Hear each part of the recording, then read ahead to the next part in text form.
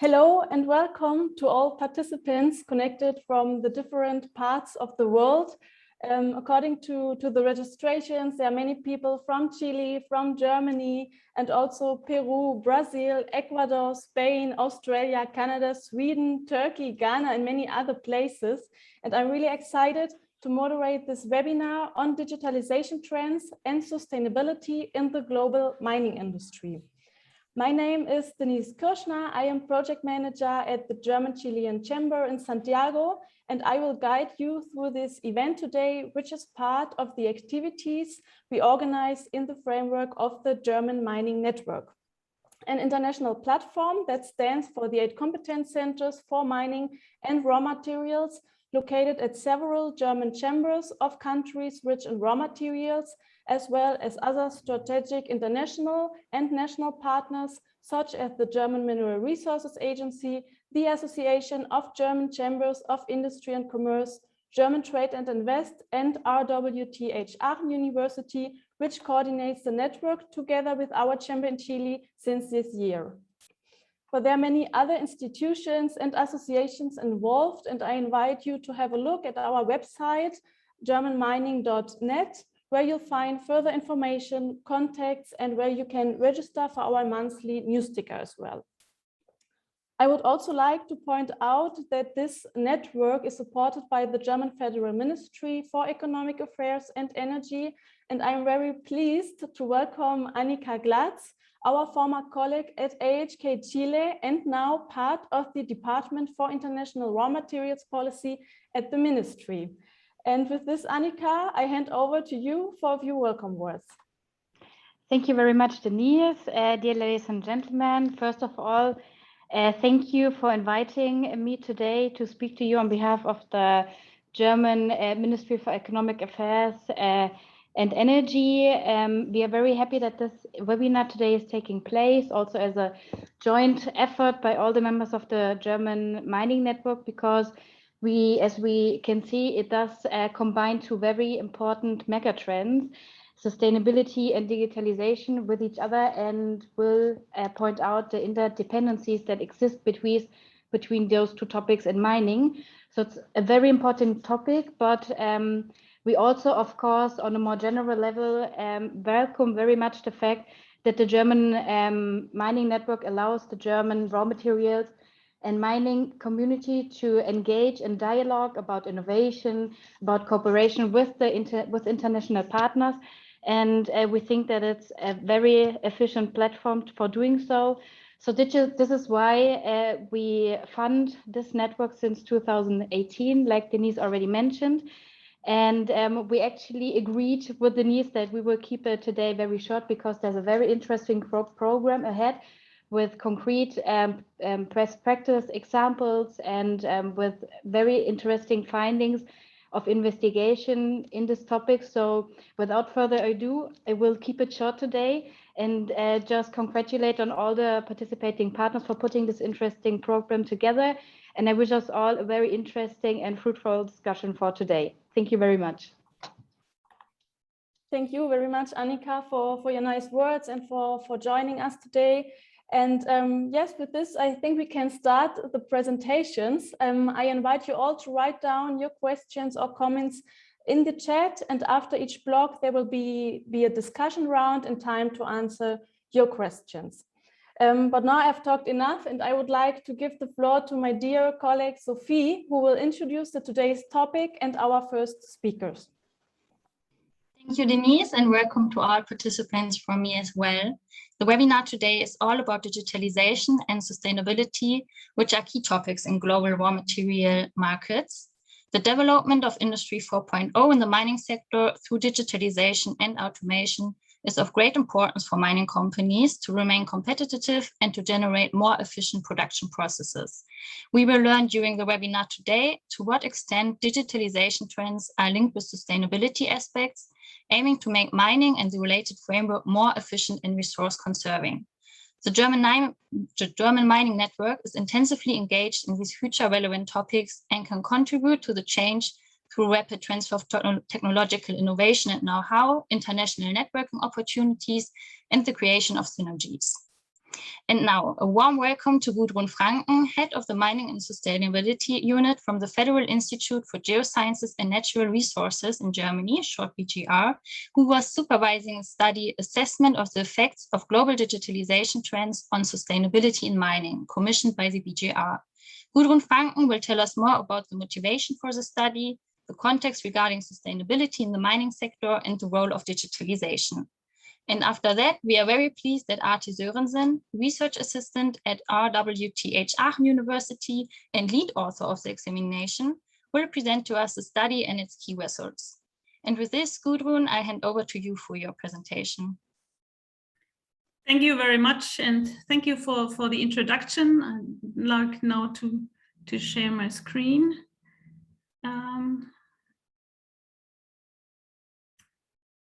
Yeah, as said, I'm head of the unit Mining and Sustainability at BGR.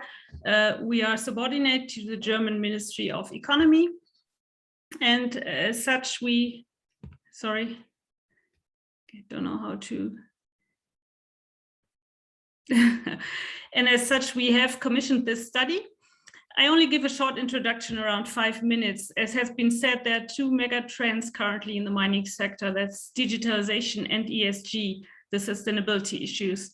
And these two trends are closely interlinked also. We can see here in the business monitor of Ernst & Young with the 10 major business risks and opportunities, digital and data is one of them, but also decarbonization, productivity, license to operate, which are still very pressing issues in the mining sector and all influenced by digitalization. Gudrun, we can't see the screen. Oh, sorry. Can you start it again? I thought it was my internet. Maybe you can try it again. Sorry. No problem. Do you see it now? No. No. If not, I could try to share the screen. Maybe you can stop the sharing. Now we can see the emails. Yeah. Can you see the screen now? But it's your email inbox. Still. Yes. I will share my screen, I think. Yeah, that would be great. Sorry for that. Working in home office is not always ideal. So, okay, that's better now. So next slide, please. Sorry. So here again, as I said, there's the EY risk monitor in mining, and we can see that digital and data and many issues of sustainability are linked to digitalization. And with this study that we commissioned last year to the University of Aachen, we wanted to get more details how these two issues are interlinked, and especially three major research questions. First of all, which mining processes are currently or most subject to digital transformation, and how? And how do these processes affect sustainability on the different levels, economic, ecologic, and social effects? And if we can expect different effects depending on company size, type of deposits, for example, the location, mining methods, and so on. So to get more details on these interlinkages. Next slide, please. Here we already know there are several studies on the effects of digitalization on sustainability and sustainable development. For example, we have seen benefits in health and safety, innovation, a better efficiency of mines, emission reduction, and also higher quality workplaces in the mining sector. But we also see, especially in developing countries, challenges that there is a decrease of local content, or a fear that this is decreased, then a decrease of local workforce, and also challenges for high investment and financing costs in this transformation. Next, please. And as I said, the mining situations and are very different globally, and we have different major producing countries, but also we have small mining producers, we have underground, and we have surface mining. And these different realities are differently affected by digitalization. And that's for the results of this study. I would like now to hand over to my colleague Arti to get into the details. Thanks a lot. Thanks, Gudrun. That's perfect. So if you can unshare the screen.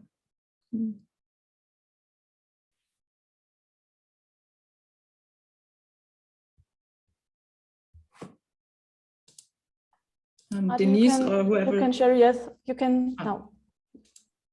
Okay, perfect. Okay, so welcome everybody, and thanks very much for the opportunity to present the results of the study that we undertook on behalf of BGR last year. I was already introduced, so I just want to say a few words about the study overview, the design, how we went about trying to answer the questions that BGR gave us.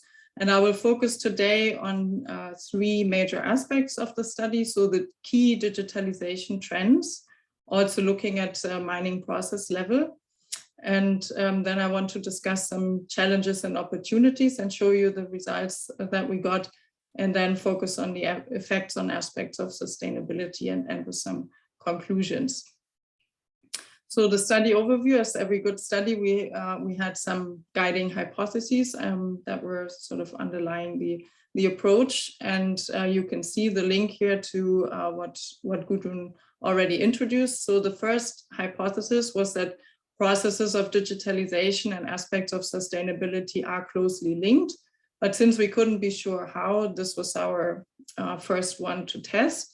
And the second one was that the level of implementation may vary in relation to certain influencing factors. So we wanted to test this as well.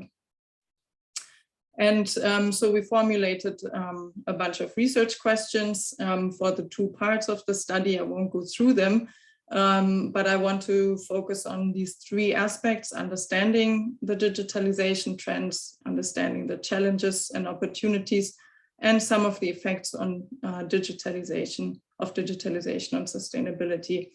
Obviously, I can only touch on these topics today and sort of present you the quintessential results.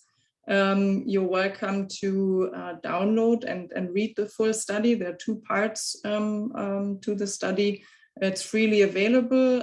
We will post the link also in the chat, and we can send it also after the workshop to all the participants.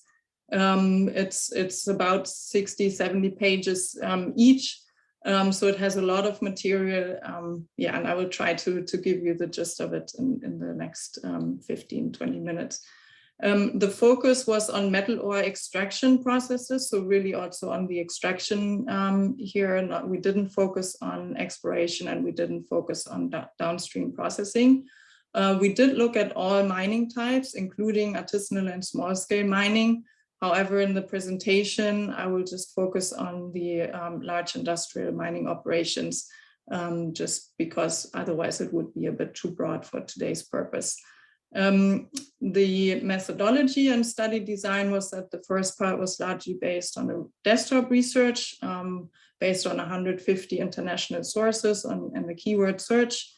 Those were conference papers, company reports, journal articles, and so on. And here we focused really at looking at the different mining processes and process levels. And the second part was based on 29 semi-structured expert interviews with mining companies, suppliers, research institutions from around the world. And here we took a more global view on the impact of sustainability and also the digitalization trends. I will present to you the combined results of both studies. Okay, so let's jump right in. This is part of the first the combined conclusion in regards to digitalization trends. Based on our analysis, we identified 15 leading trends that are currently shaping the digital transformation in the industry. And what we've done is we focused on three process levels. So we looked at not only the technologies, but then looked at sort of which level of the operation or the mining company is this technology affecting. So we looked at leadership processes where cybersecurity is the main issue. This is sort of corporate and governance issues. Management relates to planning, control, coordination of the operation. And here we saw that simulation, visualization, advanced analytics, and integrated platforms, meaning software solutions that integrate all the IoT sensors and all the information, all the data that's coming in a singulated platform. These are the leading trends for the management processes. And on the operational side, we sort of looked at 8 different processes, operational processes that we defined here: development, extraction, ventilation, and so on, to really identify also the impact on the different technologies on these process levels. I won't go into detail on all these aspects in the presentation, but again, you're welcome to look this up in the study afterwards. So on the operational processes, automation, IIoT, remote operation centers are the sort of the leading trends. And the color coding here is throughout the study, we used operational processes in green, and the yellow indicates the management level, and the red, the leadership. And you can see what's interesting is that the results from the interviews and the results from the desktop research were consistent with each other. So this is sort of the main outcome also from this analysis.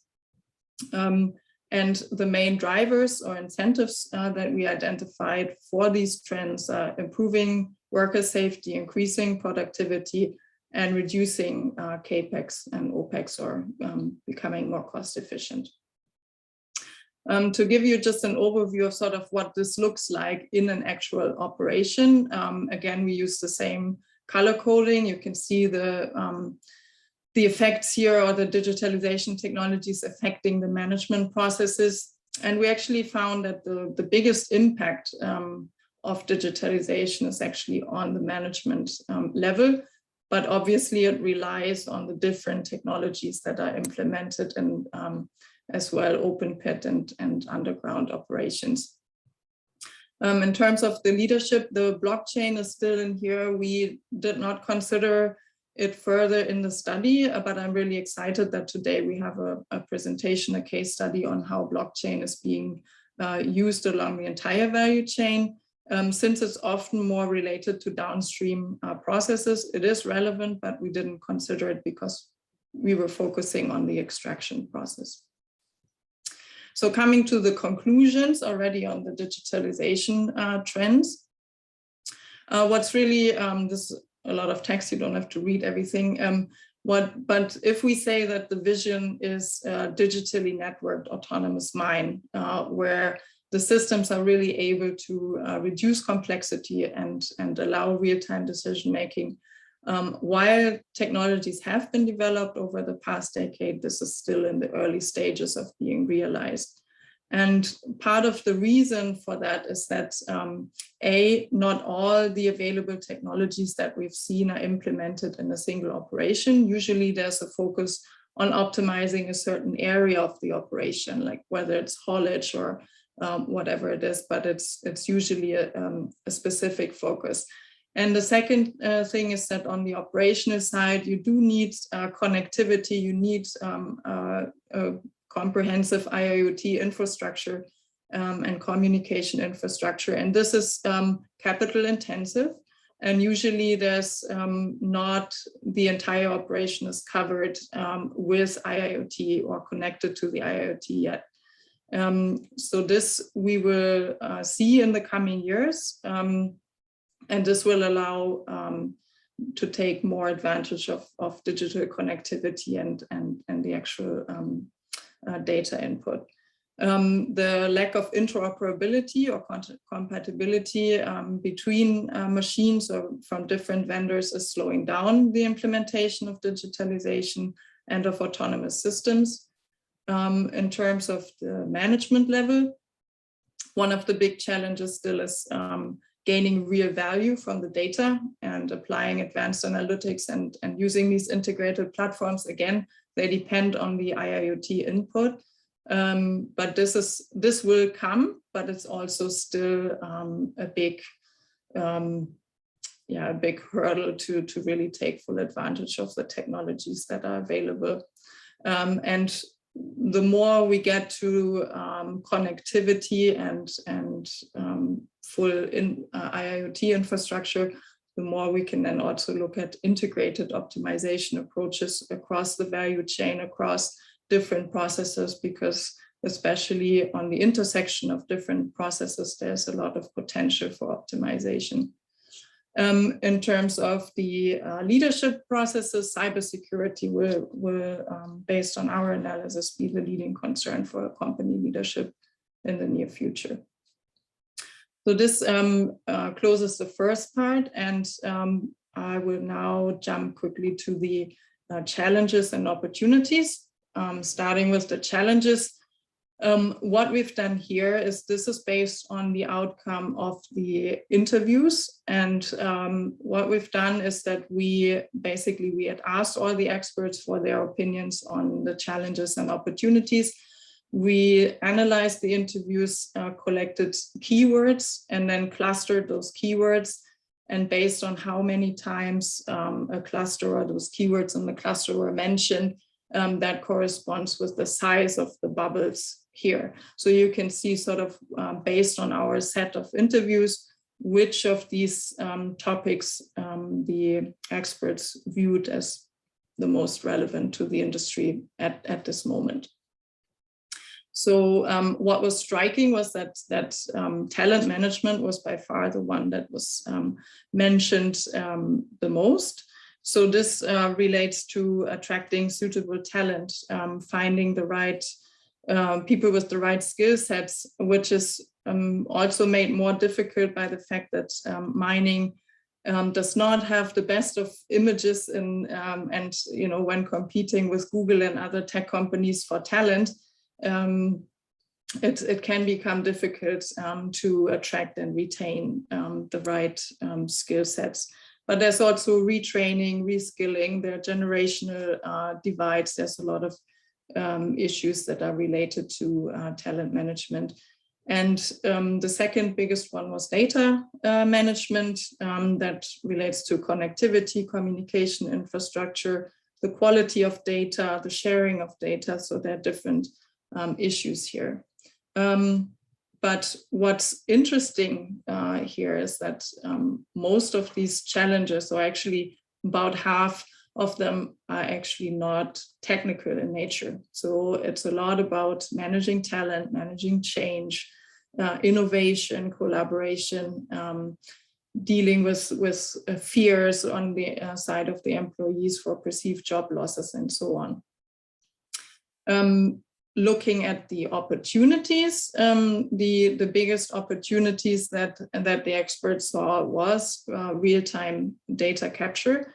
You did see it's also a big challenge to deal with the data, but it also bears the biggest opportunities. It can help to reduce variability. It can help with visualization, simulation, real-time decision-making, forecasting, and so on. This is all based on real-time data capture. The second biggest one was again a non-technical one, safety and workplace attractiveness. Remote operations, for example, make it a lot easier to attract also a more diverse workforce. So this is considered a big opportunity to attract a more diverse set of employees. And what's interesting here is that a lot of the opportunities are pretty directly linked to aspects of sustainability that are familiar. Extended life of mine, community engagement, safety and workplace attractiveness. Those are all issues where you can already see a link to sustainability issues. So summing those up, the challenges and opportunities, It's interesting that the most pressing challenges of today's global mining industry are actually managing talent and managing change, to sort of sum it up in this way, and to take full advantage of the opportunities, aside from overcoming the challenges with IoT infrastructure and data management. It's really about assembling the right team and the right suite of people capable to drive innovation and change. Leadership is a really important topic here as well. So this is one of the outcomes of the study, that those processes are at least as important as the technological transformation. This brings us to the third part, looking now at the effects on sustainability.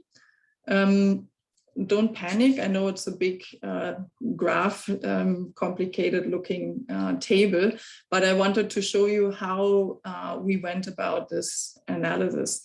You can see here on the left-hand side the 8 different operational processes. We've done this kind of analysis for the leadership and management processes as well, but I will spare you the tables and just do it for the operational processes. Then we looked at which of the technological trends that we had identified are affecting this particular process the most.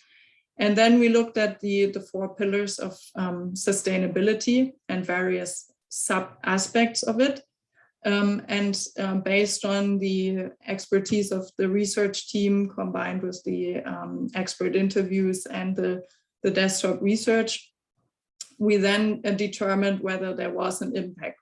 We didn't say here whether it's positive or negative, but just if there's an impact of this technology on this particular aspect of sustainability. I will just try to summarize some of the findings again here, but there are many tables. We have discussed all these various aspects, how they're affected, and so on in the study in much detail.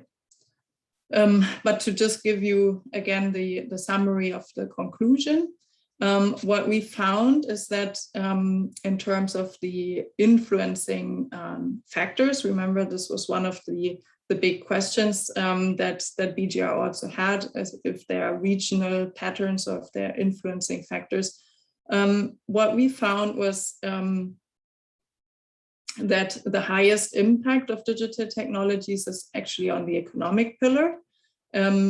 Increasing economic efficiency and productivity are key drivers of digital transformation. So it's not really that hugely surprising that the economic pillar is strongly affected. Similarly, with the impact on the social pillar, making operations safer is another key driver for digital transformation. So there is a direct impact here as well. What was a little more surprising was the high impact on the socioeconomic pillar. There are different things here. There's automation, which leads to perceived or real job losses, that leads to looking at keeping social stability. Some mining companies even mentioned they're not automating everything that's possible because they want to keep the social stability in the region or among the workforce. Changing job profiles, building trust with communities through real-time monitoring and publishing the data, network connectivity for communities through the mines. All these things are sort of affecting the socioeconomic pillar, just to give you some examples. With the ecological pillar, we saw the least impact compared to the other 3. Which doesn't mean that it's not considered enough by mining companies. It just means that digital technologies in particular don't have a really strong impact yet on the ecological pillar. The strongest we see here is from environmental monitoring, emissions, water control, and so on. So these sensors for monitoring has the biggest impact on the ecological pillar. And to summarize, I mean, sustainability has become a matter of ensuring long-term survival for the mining industry. and digital transformation can provide, or digital technology can provide important tools to support these goals. We also looked at what's driving sustainability, the agenda in the mining companies, and here what we found is that the company values and priorities, so the leadership of the individual companies really has a very strong impact. Obviously, this is all driven by changing stakeholder expectations and also the desire to attract skilled talent, aside from special geological or climate challenges and government regulations. So this is actually the slide with the influencing factors. So I was jumping ahead a little bit here, but coming already to the conclusions with regards to the hypothesis. So this is looking at the influencing factors: type of commodity, mining method, company size, size of operation, and geographic region. What we found here, and I've put the hypothesis number 2 in front of the number 1 because this is a more specific one, and I'll finish in a few minutes with the conclusions on the first hypothesis. But what we found here is that, interestingly, and maybe different to what was expected in the beginning, what we would find is that digitalization is driven mostly by multi-asset and large corporations with large-scale operations across the globe. And the mining industry is a really global industry. The 40 largest companies are creating the bulk of the revenue of the entire industry. And digital transformation is cost intensive, so capital intensive. And leveraging those scalable benefits, getting the ROI tends to be better in larger operations. And in the end, it's about the business case, and it tends to be better with the size of operation and the budget of larger companies. However, there are some mid-tier corporations that do set benchmarks through agility and cost-effective innovations. We've seen those in Canada and Northern Europe and also in other places. Digitalization and automation tend to be more advanced in surface operations just because of the connectivity issue is not so difficult, and the positioning and navigation autonomously is not so difficult because of available GPS satellite connections and so on. This is different in really remote areas and also in underground operations. So here we saw a sort of a medium influence.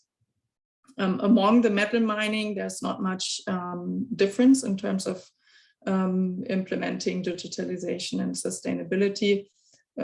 Gold companies might have a little extra budget to invest in innovation, but overall there's not really a strong influence. And also the geographic region did not play, based on our analysis, did not play a significant role. It might have specific challenges related to sustainability, but we can't say per se that there are certain clusters like Pilbara in Australia or so where you have certain technological advances, but you can't say in general sort of that regions are more advanced in sustainability or digitalization. But what we did find was that the company priorities and the strong leadership and commitment of the company management play a huge role in pushing digital transformation and sustainable business practices. And there's some really good benchmark examples from the industry. Okay, so the final conclusion of the conclusions on hypothesis 1, that processes of digitalization and aspects of sustainability are closely linked. And yes, we did find that they are closely linked, even though they're sometimes still discussed separately, or oftentimes in many journals, there you have either the sustainability people or the digitalization people discussing change. but in reality, they are strongly interrelated and interdependent.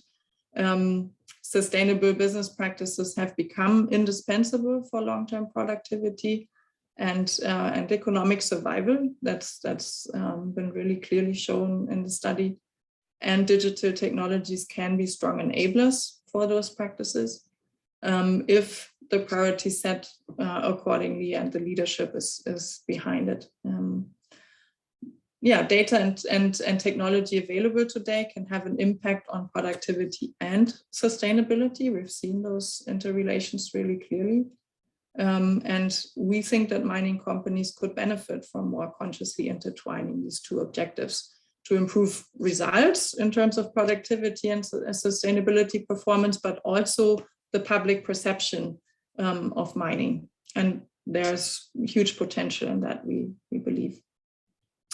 Okay, so this was my quick run through the conclusions and conclusions of the conclusions from the study, and I hope that you gained some new insights. And last but not least, if you like the presentation, you're interested in digitalization, then I also would like to invite you to see us in November at our Smart Mining conference online.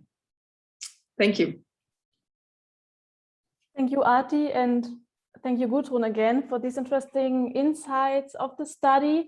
We shared the links to both parts of the study in the chat, and we also received some questions. So I would say let's directly start with the Q&A session with my dear colleague Iris Wunderlich, project leader in mining and sustainability at DIHK Chile, who was already very active in our chat. So Iris, the word is yours. Thank you very much. Thank you very much. Thank you, Gudrun and Arti, for your presentations. And as Denise mentioned, there were some questions coming up. So Juan just asked in the chat, how did you conclude that the biggest impact is really on management? Can you refer to that question? Yeah, sure. I can try. It's based on the desktop research and also on what the experts say, but it's really related to the impact on productivity and cost effectiveness of the operation. And because if you have all the information of the operation in a singular platform, you can visualize, you can plan differently, you can have short interval control and all these things. It has, from the technology side, in terms of digital technologies, the biggest impact on actually transforming the operation to become more productive and more cost effective. Mm-hmm. Thank you very much. And then we had another question in the Q&A function. Angel asked, how could it be visualized in the future, exposure of mining operations to cyber attacks? So in this question, Angel refers to your mentioning the cyber security, etc., in the mining operations. Yeah, I mean, we do think it's a really big topic. There have been cyber attacks on the mining industry. There have been operational temporary shutdowns due to cyber attacks.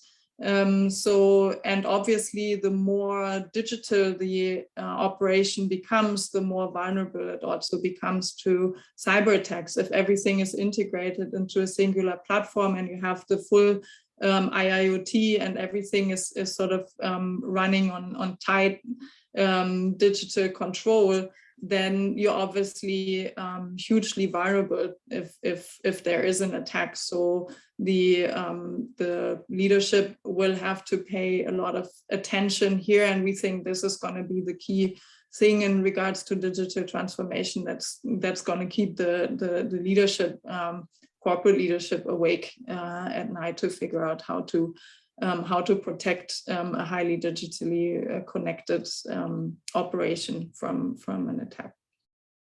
And I guess that's also where you have the challenges to find people that are really talents on managing those operations and managing the cybersecurity. So that's a whole new field of work field in the mining industry. Yeah, that and analytics as well, right? Finding the people who can write the appropriate algorithms, how to really get information from the data that can actually inform decision making. This is a huge challenge. I mean, McKinsey, they've done these estimations that they're only like 1 to 5% of the data that's available is actually being used to produce information. So obviously there are huge gains to be made, but you need the people for it. We have another question. You mentioned that the digitalization is driven by big companies, and we have a specific question on this topic on behalf of Abdul Sattar Rudini. I hope I did not mess it up to pronounce the name, so sorry if I did it wrong. The question is, small-scale mines cannot afford to invest in digitalization because it involves a lot of money in infrastructure. What are your suggestions for digitized small-scale mining? Do you have any experience on that? I mean, I don't know exactly what he means when he talks small-scale mining. I mean, then we have to talk about the degree of mechanization. So, I mean, if we are talking, let's say, a 1 to 3 assets mining company that has a medium-sized operation that has mechanized equipment, then there can be cost-effective ways to innovate or to digitalize some aspects of the operation. But of course, you would have to carefully value sort of the cost benefits or business case. And we've seen some really innovative, smaller mid-tier, like that's what you would call the mid-tier mining companies. There are also really interesting effects on the really small-scale artisanal mining sector. But what we did see was that there's a potential for a stronger divide between the larger, already large operations that are dominating the industry and the mid-size or medium-sized companies that are lagging behind in the digitalization and will in the future also be at a greater disadvantage because they're not keeping up with the transformation and you know, so there might be an actually widening gap between those who digitalize and who are sort of on the transformative path and those who are not. Thanks. We just got another question from Juan. Juan asked, did you observe any type of change on the business model side due to the introduction of digital technologies? Yeah, I mean, one of the things that was interesting was the relationship between OEMs and mining companies. For example, I mean, that's more on the side of the OEMs, but there's a huge issue with data ownership. So who owns the data, for example? So OEMs usually try to now sell data as a service, for example, while the mining companies want to own the data. So they have to negotiate access to the data so the OEM can provide the analysis as a service, but the mining companies want to usually own the data. So these are some of the things that are changing and some of the challenges with the industry. We did see one example where really there's a whole new business model being developed for the mining industry, utilizing digital technology, trying to make community value sort of the central aspect of the company and starting from a sort of platform perspective. We've discussed this in the study, but yeah, we do think that there will be changes also in the business model of mining companies moving forward. Sure. Juan just stated another question. He put in the chat OEM ? Or original equipment manufacturers, so the large suppliers of the platform solutions and digital technology. Mm-hmm. Thank you, Arti. And another question, very practical one. I am about to begin to open mining operations, do you have price on the subject equipment technology? Maybe you don't have the prices, Ati, I don't know, but maybe you know where to get prices. I'm sure we could connect him to through the German mining network to the appropriate industry associations and where he could get quotes from suppliers. Perfect, thank you. So just go on the website and then you can contact us via the contact form, and we will then address you to the specific operators or companies who could deliver the prices to you.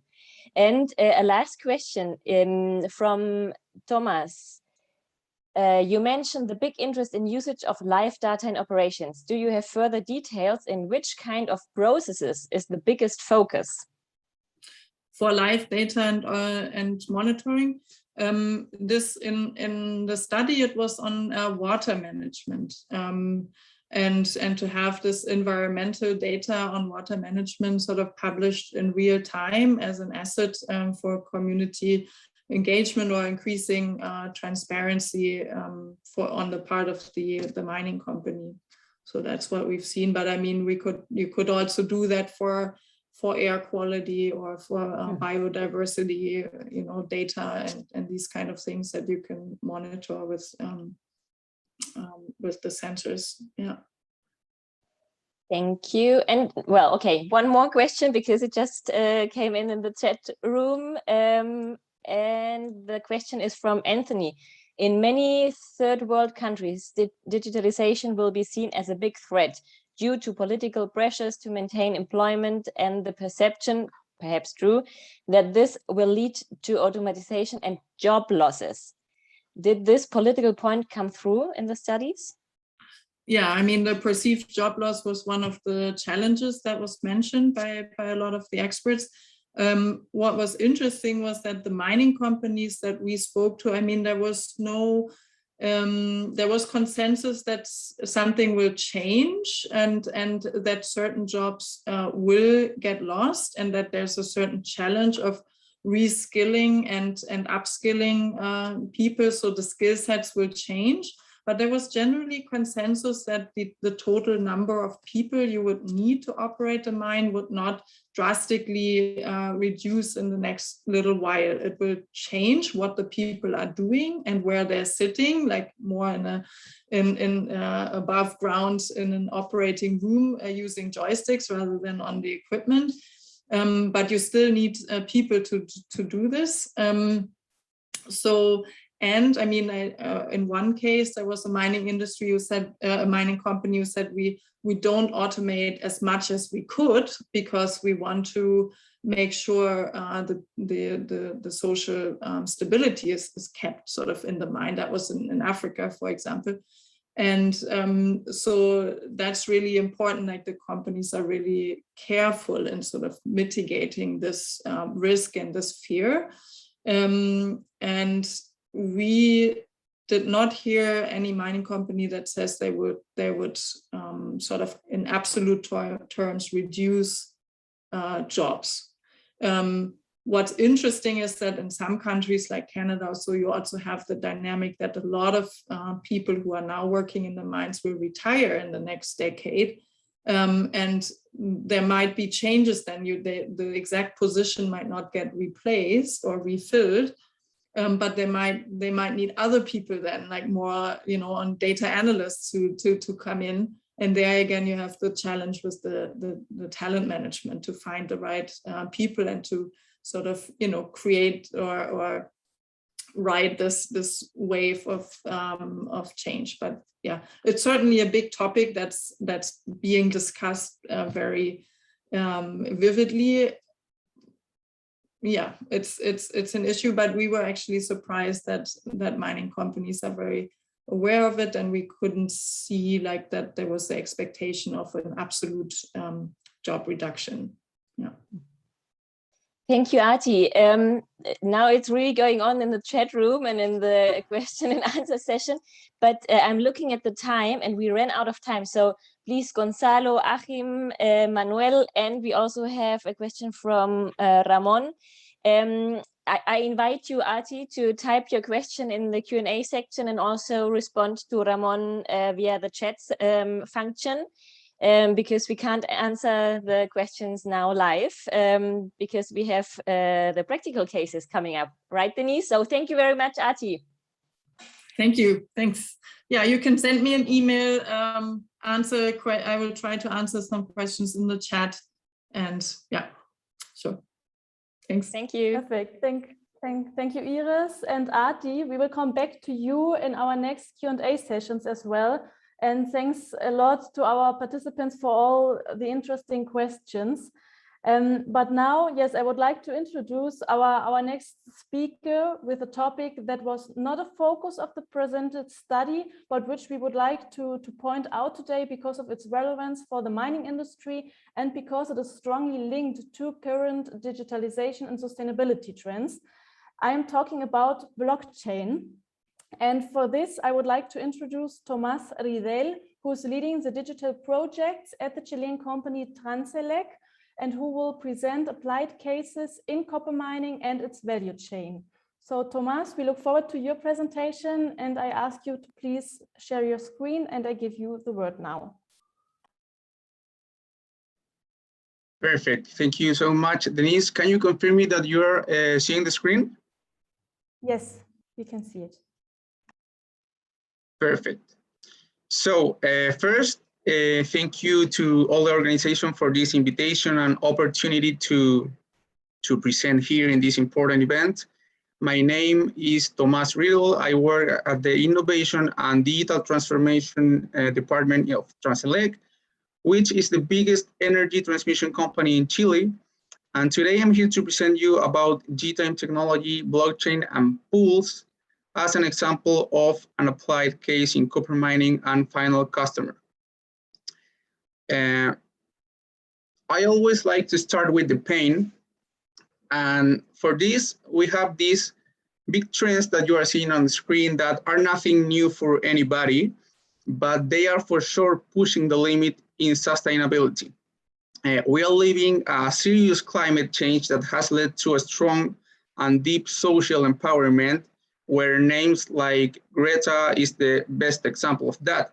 And that empowerment is demanding more and more new practices and standards for both people and organizations, companies in general.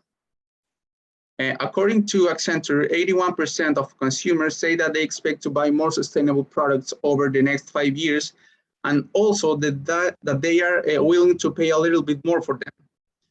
Now, on the side of solutions, we have digital globalization and renewable energies that can help us to work on that line. The mining industry is not apart for this situation. Concepts like green copper are taking more and more relevance every day. And green copper stands not for only use green energy, but also have an integral management to produce copper, including communities, relationships, water, and sustainability practices in general. Looking at some numbers, in 2019 in Chile, more than 50% of energy consumption in mining was electricity, and that number is hoping to double the next 5 years, according to Cochilco. Now, according to Codelco, more than 30% of copper emissions comes from scope 2, where energy is considered, so it's there where energy can make a big difference. Now, this whole scenario leaves us with some questions to be answered. And those questions are, first, how can companies offset their energy consumption? Then, how do we know who is using clean energy nowadays? Third, how can we differentiate our products through sustainability? And finally, how to make visible these sustainable efforts towards the end customers. And that's a really important question because it's from them, from the end customers, where all the social demands that I explained are coming from.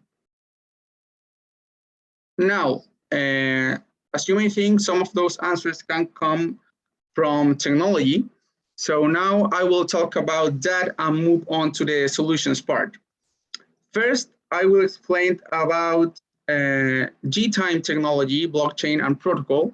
And I hope you know a little bit about what blockchain is, but in general terms, is a decentralized way to record transactions and data in general, and track that data throughout a network where there's no unique owner of that network, so nobody can corrupt it. This particular one blockchain, GTime, is a specialized energy blockchain system developed by Finel that records the origin of the energy production every 15 minutes through 5 variables. First, we have the energy, how many kilowatts are being produced. Then we have time, the date and hour of that energy. Then we have the ID of that block of information. Then we have the MAC address to know what device is recording that, that block. And finally, we have the geolocalization to know where it's being produced. So the big difference here is that through this energy vector, we can save the source information and being able to trace it in space and time. So with this, we know what energy was produced where, when, and by who. This allows us to make real-time smart contracts, certification, real-time data visualization, marketplaces, and so on.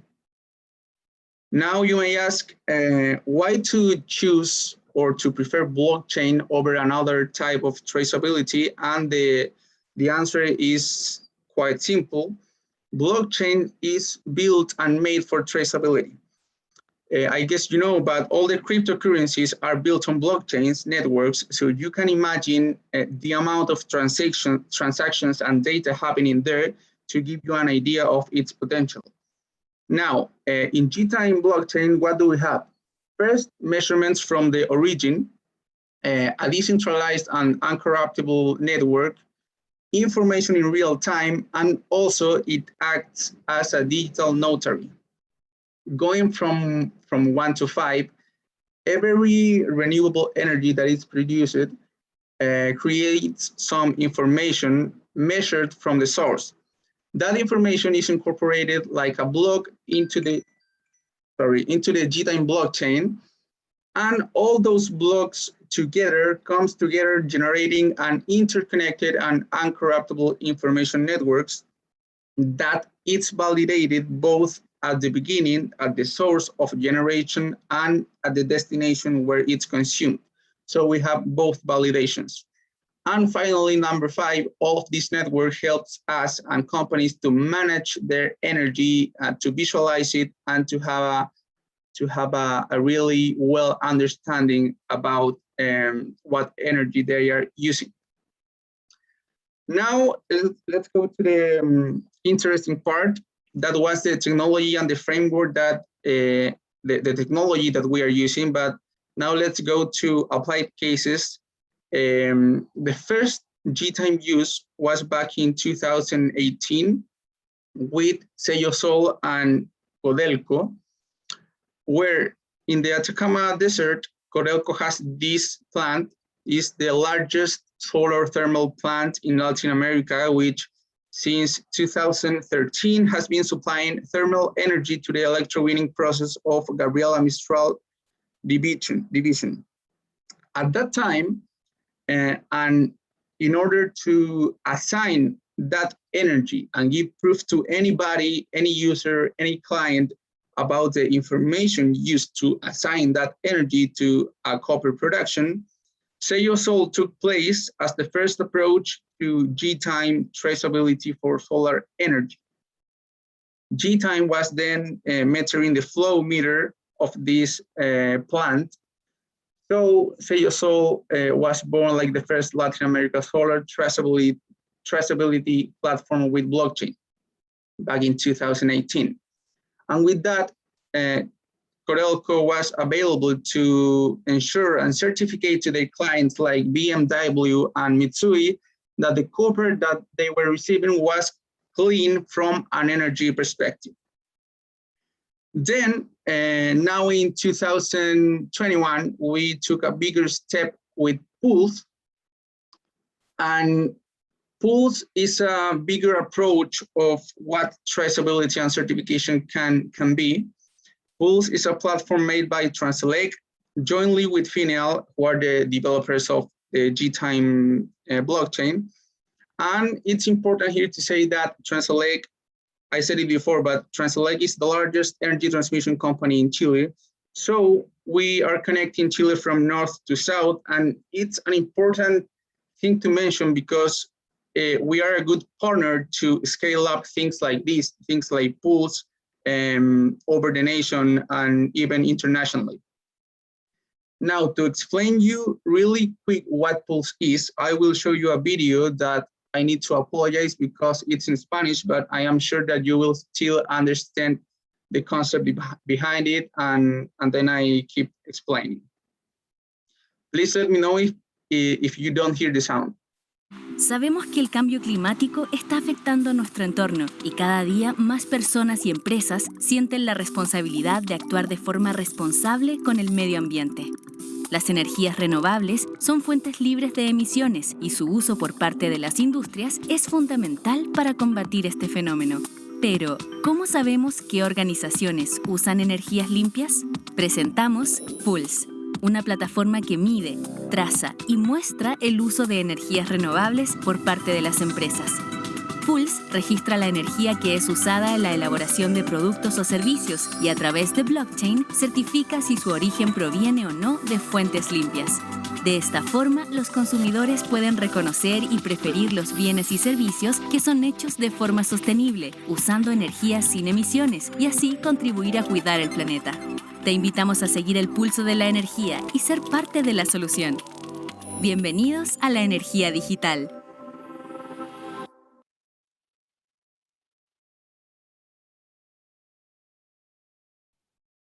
Okay, I hope you understood a little bit with the images, but what Pulse is tracing and registering what energy a company uses, and with that validate if it's clean and make that traceability towards the products and end customers.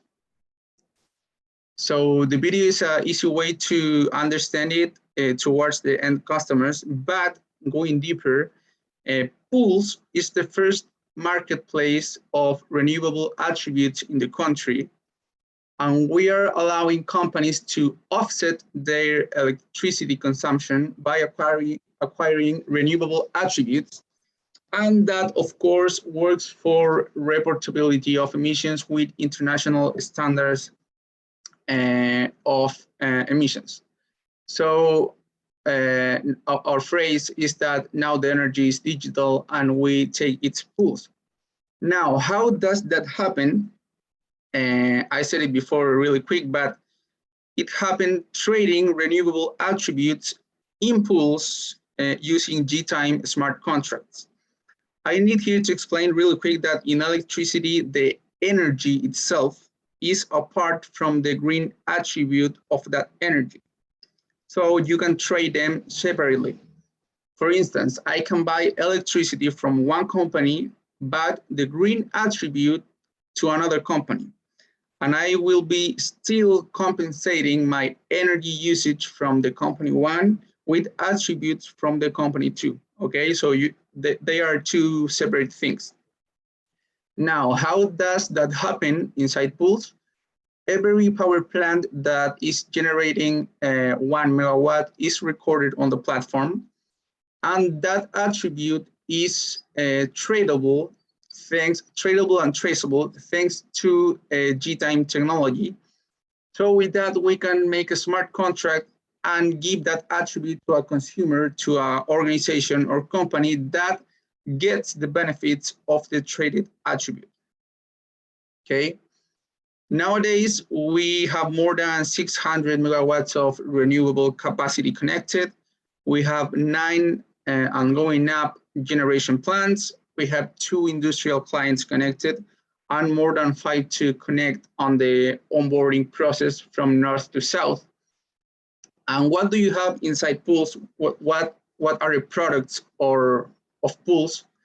First, you have a general dashboard where you can see all the metrics, your information, your energy management. Here you can trade the attributes, etc. Also, we have a public map for the people to know what companies are with pools and what companies are compromised with these sustainability topics. Then we have digital certifications or digital QRs in order to validate whenever you want in offers, in reports, or in your webpage, I don't know, that you are using clean energy. And for the last, my favorite one, the traceability and product labeling. With this specific tool, we are giving the hand back to the end customer, knowing that they are who can make a change in buying preferences. So this is the real final value of making traceability of energy in products. To summarize, who are we creating value for? The energy sector in general, the power plants, the intermediate clients, or any client that is using energy, pre-clients, mining companies, organizations, etc. And of course, I said it before, the final consumer that are buyers and end users interested in sustainability. Now, as an example, we have our biggest client is Nexans. I guess you may know them. They are a global player in cable industry, and they are providing right now more than 30 countries, and they, in their mission to electrify the future, have also decarbonization plans for their operations. So it's a good example. With them, we are already recording the energy consumption data and starting the process to trade attributes with one of our connected power plants to be able to label a premium product and give it value of having made with clean energies. We do that attaching a QR code to the package, and with that, anybody can access to certified information, equivalencies, sustainability metrics, and so on. It is a customizable environment. So this is a really good example, Nexans, for us of a big company who trusted pools and GTime technology to make a change, to give more value and differentiate their products toward the clients. To finalize, I just want to say that I have been talking all the time about electricity, but electricity is for sure not the limit. And the same concept of measurement and traceability will be needed. It is needed in general and other industries like transport, water, energies in general, electrolysis, electromobility, storage, and hydrogen, like the main connector to be traced, where things like synchronic and granular certifications based on measurements is the future of certifications. We will be needing every time more detail and more specific information to certificate something, because green energies will be the energies of the future. So we need more detailed information to certificate them. And so just to say that energy or electricity is not only the unique case, the application case, but this same system and concept applies to a lot of things. And my final invitation is for you to join pools, to use GTime technology and take a hand with us on sustainability. So that was the presentation. Thanks for listening. I'm happy to answer some questions.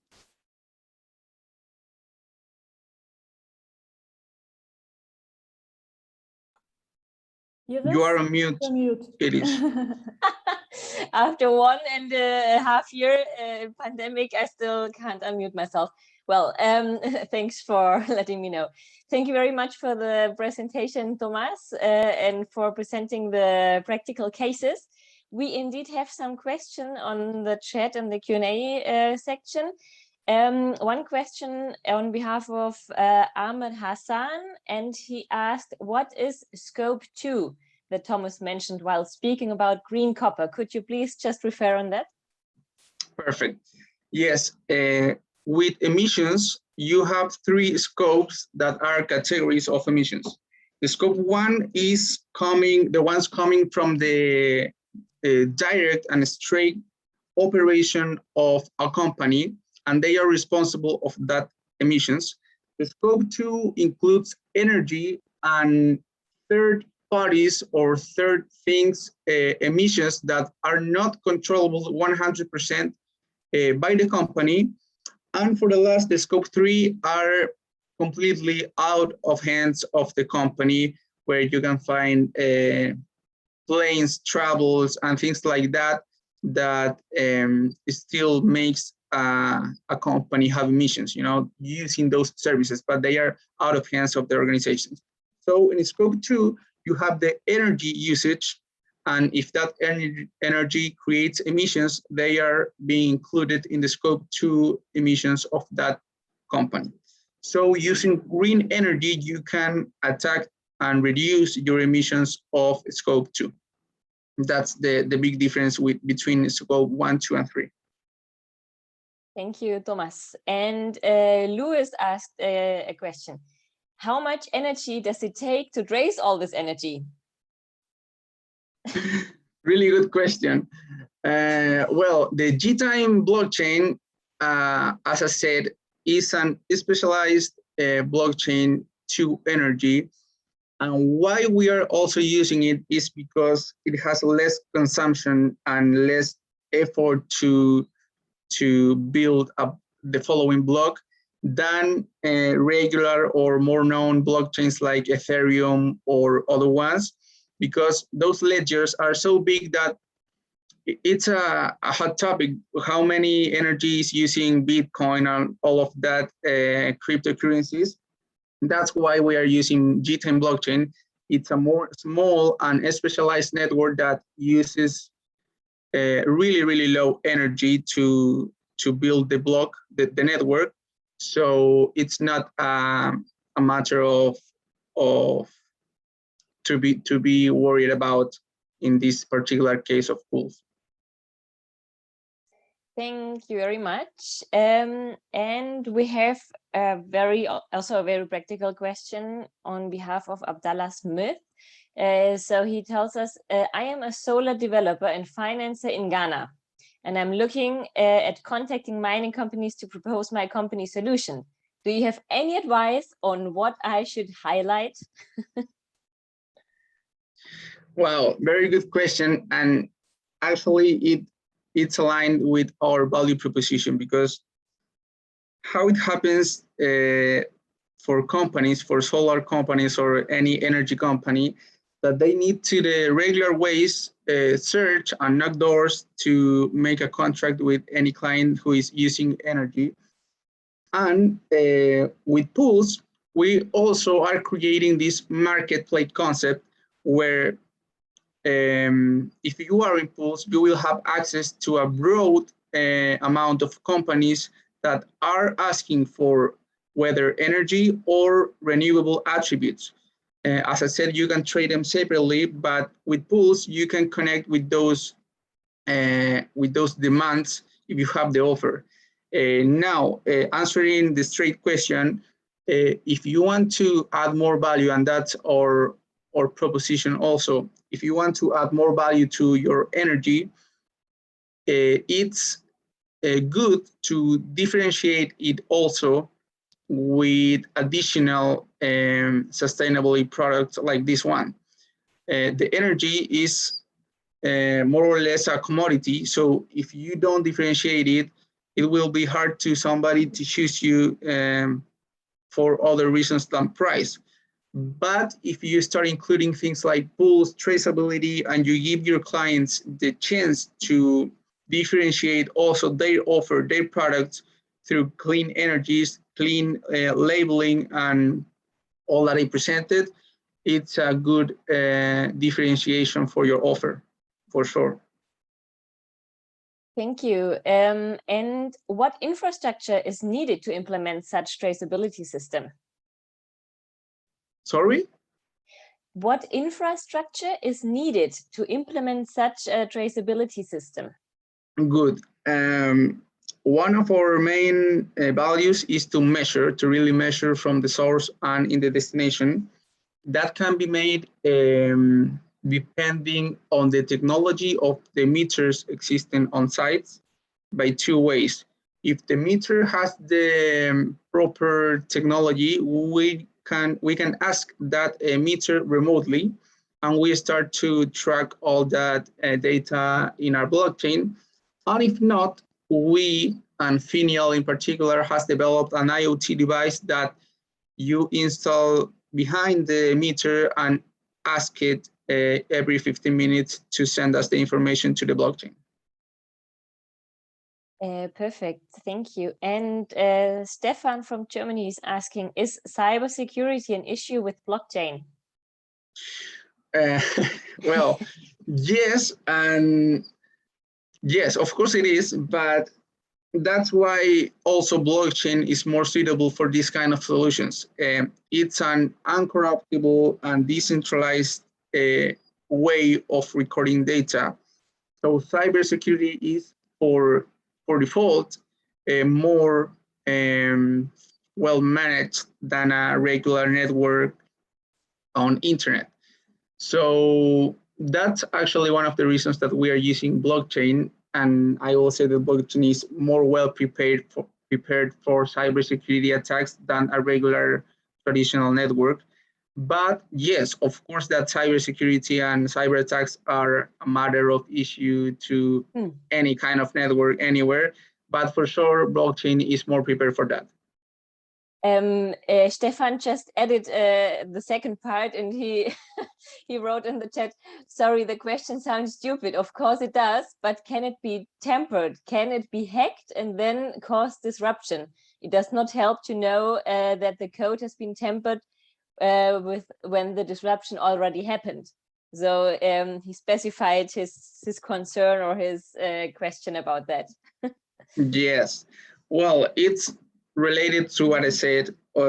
I cannot say that it will never, or it can never be corrupted, because maybe somebody will create the way to do it, but blockchain by itself is more secure for that. Now, I don't want to get too much technical, but let's say that happened. You should need to corrupt all the nodes of the blockchain at the same time. That's why it make it so secure and difficult to hack, because you cannot hack it by one node. As I said, nobody is a unique owner of the network, so you will need to enter and hack all the nodes of the blockchain to corrupt it. Now, if that happened, it's still way back, making the opposite transaction that cyber attack did. Let's say that they steal 100, then you can create a 100 back operation. That it's not the idea, because to change all the blockchain, you need to change all the previous blocks. So that's why it's secure. But if that happened, you still will have the way to reverse that operation. Perfect, thank you, Thomas. And I'm looking at the time, we're just on time right now. But I think in the Q&A section, there are still 2 questions open about pools, about the certification system you have. And I invite you, Thomas, to have a look at the question from one anonymous attendee and one question about pools from Ramon. So could you just go to the question and answer section and type your answer in this section? So thank you very much for being available. Thank you for the presentation. And I will just hand over to Denise again. Perfect, thank you. Thank you, Iris. Thanks, Thomas. And with this, we come to our last presentation today. And it's a pleasure to welcome Carl Wetherill, Executive Director and CEO at the Canadian Mining Innovation Council. He has over 20 years experience working at the interface of business, government, and post-secondary institutions nationally and internationally. And he has taken on the challenge to help the Canadian mining sector transform towards zero waste and to rethink mining from outside the box. And now Carl will tell us more about current digitalization challenges and future leading efforts on a global scale. And after this presentation, we will have another Q&A session moderated by Arti. And Carl, thank you for joining us today. So please share your screen and start your presentation.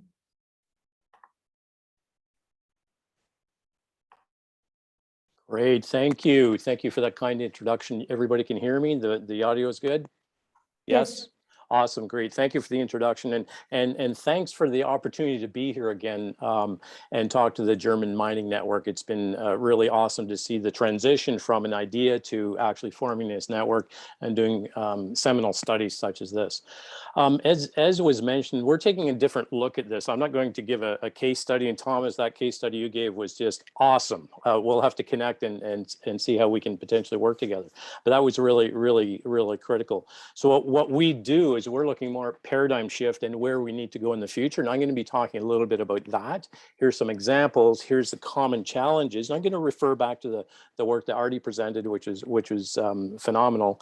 And basically look at, if we really want to transform the industry, what do we need to do that, to get there, and focus on a couple of key things. And I am very fortunate to have had Dr. Adrian Davids, Director at Deloitte, to help with the thought process and put these slides together. Adrian's one of the top thought leaders in digital, basically, in the world. So I'll try and do his thought process justice here. So just a little background so you know who we are.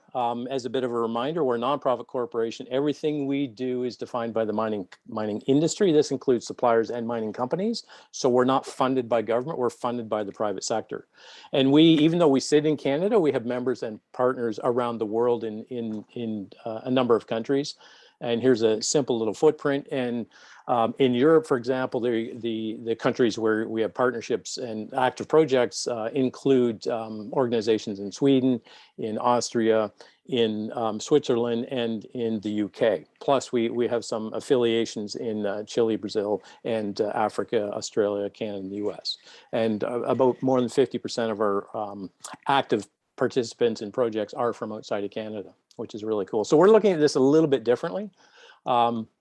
So a little bit about where we're coming from as well, and this relates to sustainability. And I want to jump on something that Arti's presentation as well about sustainability. So and this slide talks a little bit about what Arti was talking about as well. Our focus is to transform the industry to zero waste. So we're looking at longer term, higher order objectives that actually integrate across the mining business, across the value chain. And the transformation piece is key because this is about cultural shift and paradigm shift. So getting the mining companies, the suppliers, and other actors in the ecosystem to think about a paradigm shift. So for example, do we turn the question from how do we manage tailings to how do we eliminate tailings? Instead of going for net zero GHG, how do we go to net zero energy? So a little higher sort of level. How do we change the platforms of the business?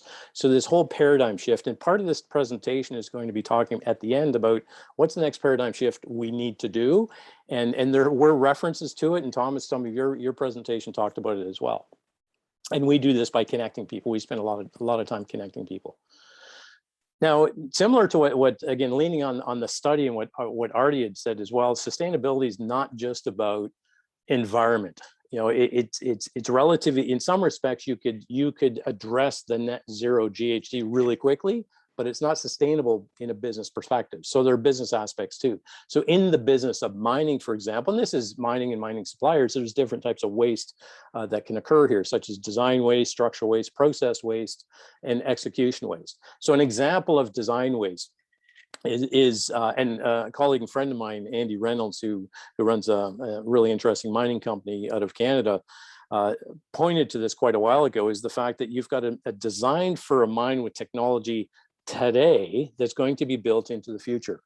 And there's not a lot of design agility, so you can actually change and adapt and bring in new technology, new assets. So there's a bit of a design waste with the industry, and this includes technology and also at the corporate level.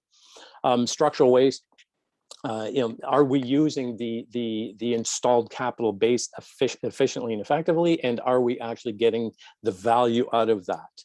Mines are typically designed with an end goal in mind, so the capacity is typically designed for overcapacity versus let's build and meet this capacity and then add the next module, the next module, the next module. Another good example of this as well is Dundee Precious Metals a number of years ago did a digital project called Taking the Lid Off. And essentially what happened was they looked at their installed capacity, injected installed capital-based equipment, installed a bit of capital, spent a bit of capital, and their capital intensity, so in other words, what's the value we're getting out of our capital, increased significantly by a small injection of money to change the effectiveness of the existing installed base. So capital intensity is really important, especially in the context of digital. One of the questions was asked about trying to sell things to the mining industry. Capital intensity is something to consider as well. And then of course is process waste and execution waste. A really simple example, process waste, a recent project we did, 2 weeks to do the project, 3 months to sign the contract, to go through the paperwork. So there's simple things like this. And then of course on the execution side. So in general, with respect to digital adoption, where are we? And these are 3 simple examples from 3 different companies around the world, different commodities, et cetera. So in one example, $800,000 a month was saved on energy and water by a company by looking at energy and water consumption across their one operation. Another company, by looking at what the products are in particular markets, et cetera, increased the revenue by $120 million a year. These are all US numbers, US dollar numbers. And yet another company who saved $20 million a year looking at their haulage fleets. Now, an interesting example, and I said I wasn't going to do specific examples. I'm going to do one here. So for example, a project we had with mining companies looked at haul trucks and basically maintenance. Now, the way we did that was we looked at a very, very discrete set of data, 2 types of oil, the engine oil and the transmission oil, that had maintenance schedules of 5,000 and 10,000, every 10,000, 5,000 kilometers, the oil is swapped out. I think it was engine 10,000, transmission 5,000. So what we did was looked at the oil chemistry. And what we found was 2 things. What was really interesting, what we found was 2 things. One is that the notional 10,000 or kilometer or 5,000 kilometer requirement to change the oils was incorrect. That was just probably coming from the manufacturer. It was actually almost double that. So you didn't have to bring off the trucks to change the oil every 10 and 5,000 kilometers, more like 10 and 20,000 kilometers. So you get a larger, reduced maintenance costs, et cetera, and less downtime, et cetera. The other really important thing that was found, and this comes down to a common phrase that we hear from miners all the time, is we don't know what we don't know. So in other words, you have this data, or you're taking a look at things and you don't make those connections that some simple analytics can do. And in this case, what we found was there wasn't a synchronization between these different oil changes. So a truck would come off at 5,000 kilometers for transmission, 5,000 for transmission, and then they come out at a 3rd time for the engine oil. Instead of coming off twice, they came off 3 times. So by doing this really simple analytics project that took 2 weeks to analyze the data, saved significant amount of maintenance time on trucks. So little things can have large value. There is a lot of potential, and again, Artie, you talked about this in your presentation. There's a couple of the key points I want to make here. And this is the one about uncertain outcomes, because adoption of digital is looking at a larger potential impact in the industry, and there's a bit of uncertainty. There's also uncertainty in the expectation of what are we going to get out of this.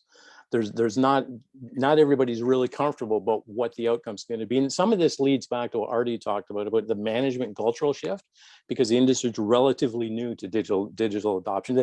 The uptake curve is very significant, it's rising fast, but it's still a little bit behind. The other piece about this too is the systems and data. It's only going to empower and being able to make accurate decisions and insights, et cetera, if the data is accurate, connected, and timely.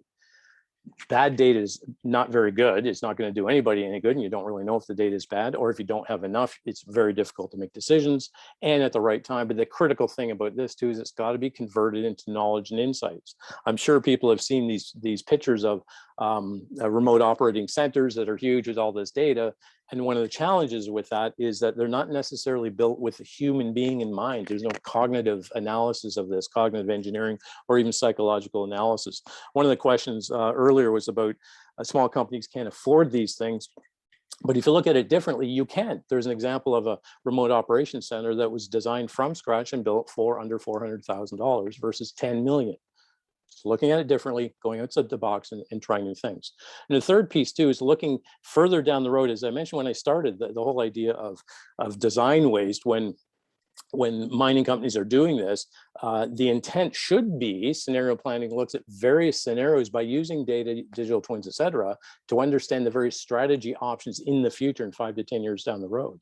So you move from a strategic plan that's kind of fixed in stone to flexibility and agility, that you have the ability to navigate through as the external environment changes. So there's a couple of key things here with respect to the potential and what we need to focus on. Now, the reality, and this is a term I use from somebody else, the reality is, and I'm going to use one of Artie's slides to basically lean on this and demonstrate this point, is a lot of the efforts today, the focus is on discrete data sets, discrete problems, or discrete software tools. So the example of oil and trucks, that was a very discrete, let's take a look at oil chemistry in haul trucks. And it wasn't connected anywhere up and down the flowing forward, flowing backwards in the operation. Typically specific problems, well, discrete problems. Can we save water? Right? Versus what's a larger holistic thing look like. And software tools. Most software tools are very discrete and can only analyze 1 or 2 or 3 aspects of the business versus all of them, which makes it more challenging. And an example of this, one mining company wanted to take a look at their exploration data and hired a software gaming animation company to actually, let's do something here. And the interesting, not conclusion, but what I noticed about this project is that mining company had 12 different software packages looking at the different pieces of exploration data that did not talk to each other. So the software company actually built the middleware to get these different pieces of data to talk to each other. So that data connectivity and the tools to do that and looking at the broader system are basically major things going forward. I'm just reiterating what Artie already said, right? The McKinsey study of 1 to 1.5% is being used for decision making. Now, why is that? A lot of times it's either not available, it's not timely, the data is not good, or it's not translated into a format that executives or operators can make real good decisions with. So there's a lot of potential challenges. The flip side of that is by looking at all of the data, near real-time data, you can actually then decide what's important. So you can reduce the, say, 50% of the available data down to something manageable and realistic versus looking at all of it in real time. It's got to do that one step first.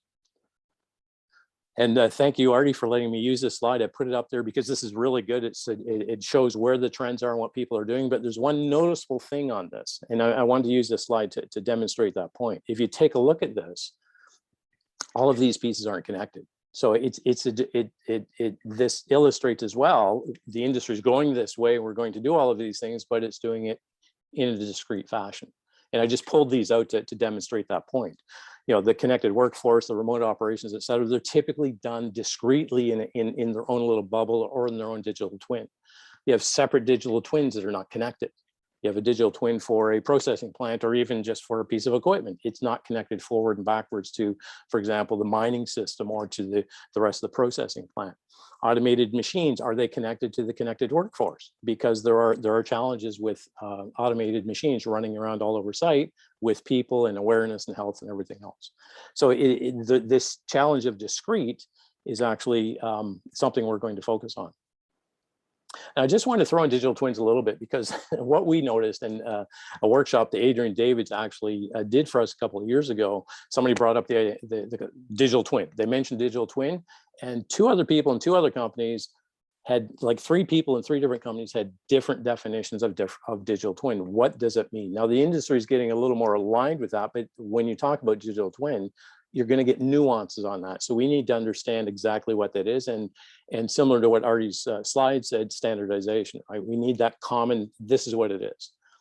I already talked about this, multiple digital twins in a platform, connected in a platform so they talk to each other. And this is absolutely critical because it can't be doing these things in isolation or discreetly. And that's the way it's working now. And that's the way the data sets are doing and the problems are working basically in general. Now, the other idea behind the digital twins is that they'll provide the platform for modeling and simulation to explore the system, to look at these different scenarios, future scenarios, and explore strategy, the what if scenarios.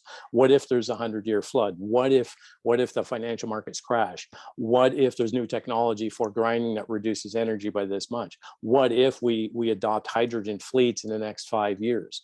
What if we move to small modular reactors in remote areas? So you do these what if and explore the system to see how you can extract value.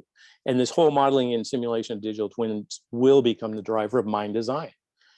And actually, you might even say that mine design is based on modeling. It will be based on modeling and simulation. And the challenge is that tools to do this don't exist.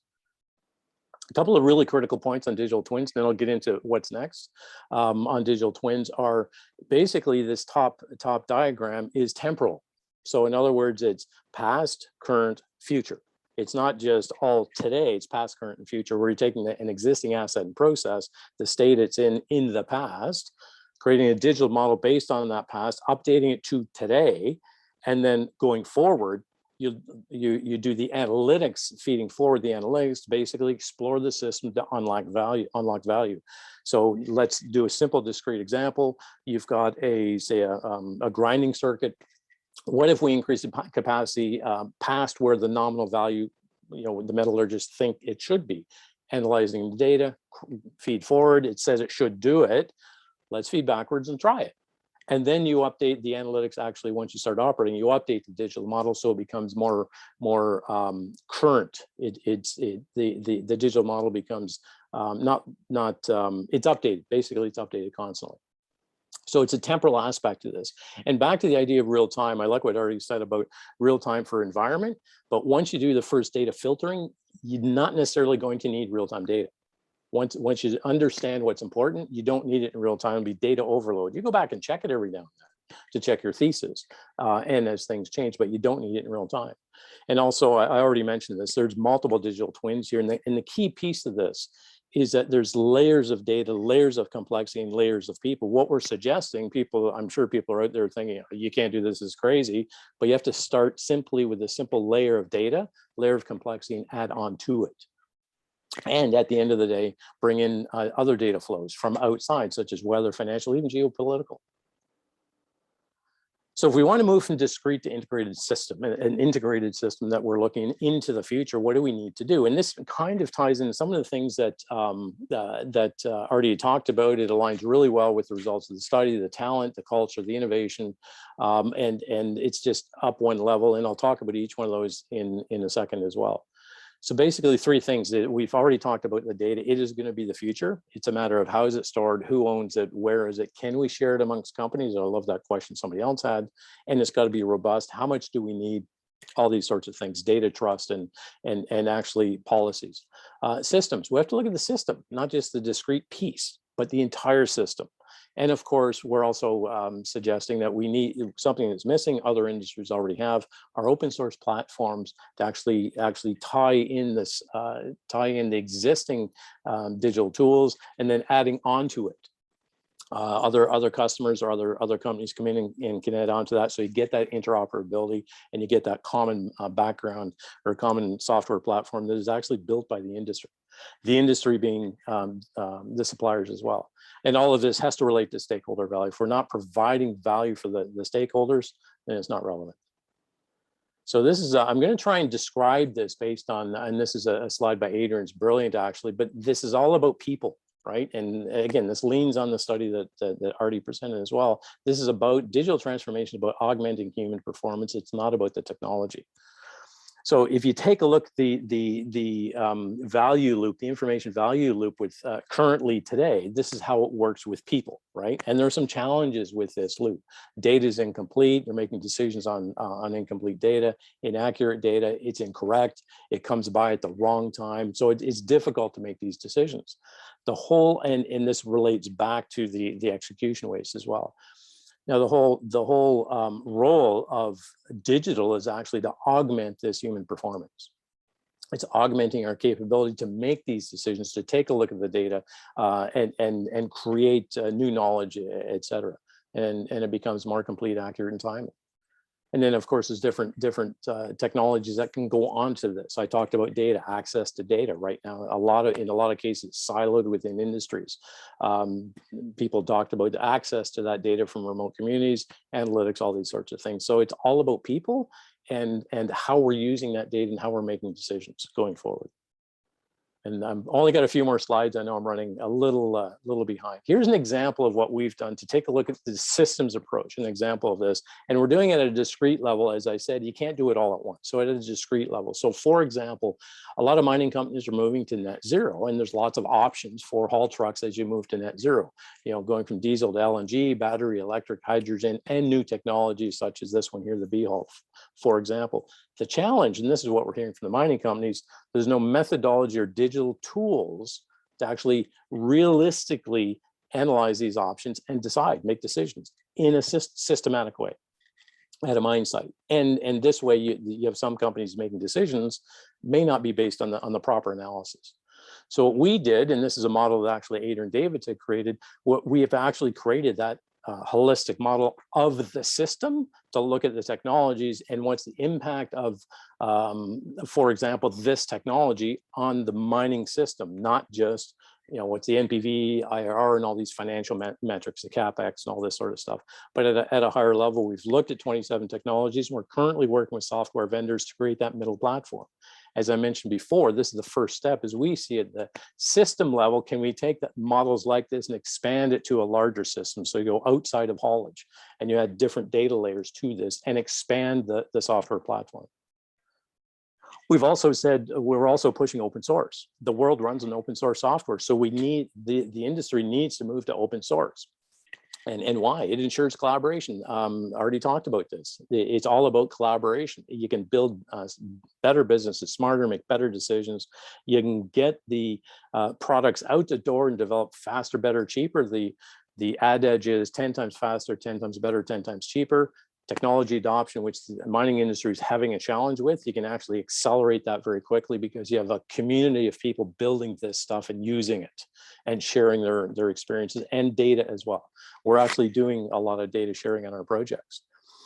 Just a simple example with this, if you take a look at automotive, and I'm going back to the study that talks about autonomous fleets and extraction, which it's about equipment.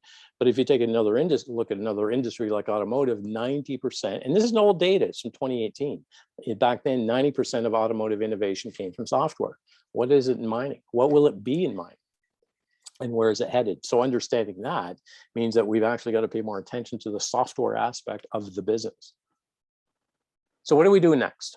And this is just at a really, really high level to try and spark some thought and discussion, is that we've got to create this paradigm shift going from this discrete to this larger system that will include the supply chain. So a paradigm shift on that, paradigm shift and what we mean by and how we're using data and how we're doing, how we're looking at the mining operation as a system, as a complete holistic system. And also, can we use open source to actually move some of these forwards and build that platform? One of the things we're looking at now is kicking off a strategy workshop, get people around the table. We've talked to a number of companies that are really interested in this, a little bit stuck in how do we do this? So how? And the third thing we're already talking was open source software systems to figure out how to do this. How have you done it? How can we apply it to this and start working with people outside of the industry? And I added this slide actually as Artie was talking, a phrase I came up with about 5 years ago. It's all about people.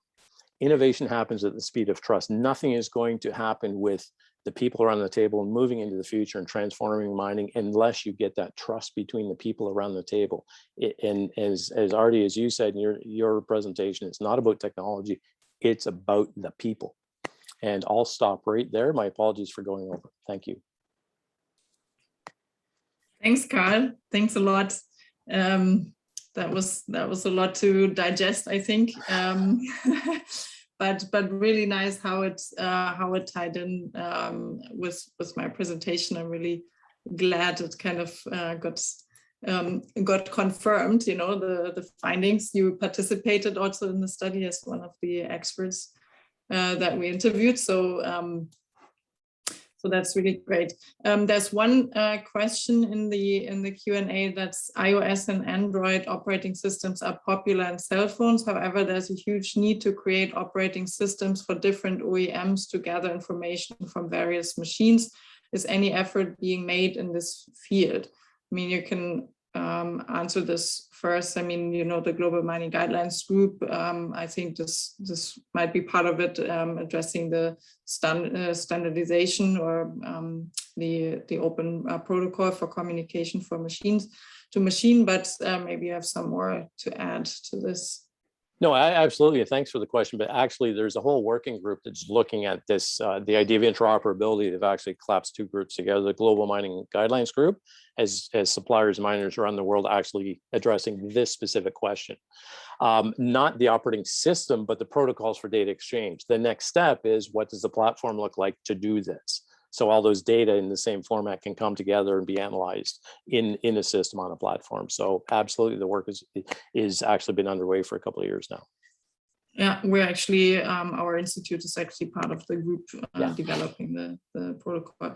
But I mean, it's really interesting. So are you developing an open source platform with your partner organizations? Maybe you can also talk a little bit for people who are not familiar, you know, how many companies do you have in the network? What does it took for the mining companies to actually get them to collaborate? Because you've been sort of paving the way for a decade or more than a decade now. And when we talk about, you know, it's important to collaborate, it's about people and so on, but like, how do we do it? Or what would you tell, you know, miners or suppliers, people who are listening, sort of, you know, how do you get there? You want to innovate, but, you know, how do we get to collaborate? So I'll answer that question first and go backwards. But basically, CMIC is also a social experiment. It like people ask, how do you do the social innovation? So the way we do it actually creates that cultural shift and that cultural change. We don't focus on it. It's being done by the way we do things. So, you know, we have 12 consortia of mining companies and suppliers on the go right now, and some of them are around the world. It's getting a little busy, and we're looking at things from surface mining, underground mining, processing, and other pieces. How we get people to collaborate it's actually really simple. A lot of it is about collisions, people having collisions. So one example, a workshop, it was Adrian that did this workshop, actually facilitated. We had people in a room, and we had oil and gas, we had precious metal, gold companies, we had suppliers, and we had base metal companies as well. And at the end of the workshop, the hard rock miners were saying, we had no idea we had so much in common with oil and gas. We've never spoke to them before. We've never worked with them before. We didn't know you could do this. Let's collaborate. And also by using the design we use the design process a lot. And by using the design process, you break down those biases and get those paradigm shifts, which I'm sure you've seen. So it's the process to get people to collaborate. And we've seen now that a lot of the companies are actually, it's escalating how much they want to collaborate. We're getting 4 to 5 consortia projects every year with multiple mining companies, multiple suppliers. I think I answered most of the question. Yeah, can companies from outside Canada participate? It sounded like international. So yeah, we have more. Yeah, we have more than 50% of the people on our projects are from outside of Canada, Australia, Africa, Europe. We just signed a contract with a company in Europe last week. Okay, so I can openly encourage people, if they liked your presentation, of this is something that maybe we're waiting for to find a network to collaborate on innovation, to maybe contact you. Absolutely, absolutely. Afterwards. You can put your email in the chat. I can also, if anybody wants to contact me, I have Carl's contact, so this shouldn't be a problem. But you mentioned a really interesting point also, which is sort of oil and gas and, you know, mining companies talking with each other.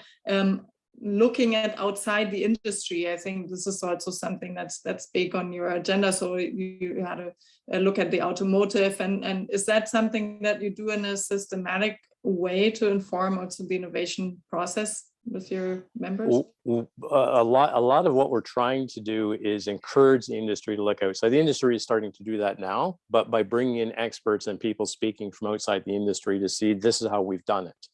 you know, the example I mentioned near the end was open innovation software platform. So we've brought in a speaker and we've introduced that person, the head of that organization, and many people that build open source platforms to multiple companies in the industry to try and get that paradigm shift. So it's not systematic in the way of here's our target to do it. It's here's the challenge, here's how somebody else does it, can we learn from that? Also to our business model, the business model we have and is based on a software engineering company. It has nothing to do with the mining or the natural resources industry. So we're actually introducing it by the way we do things. The design process that actually came from somebody from Germany.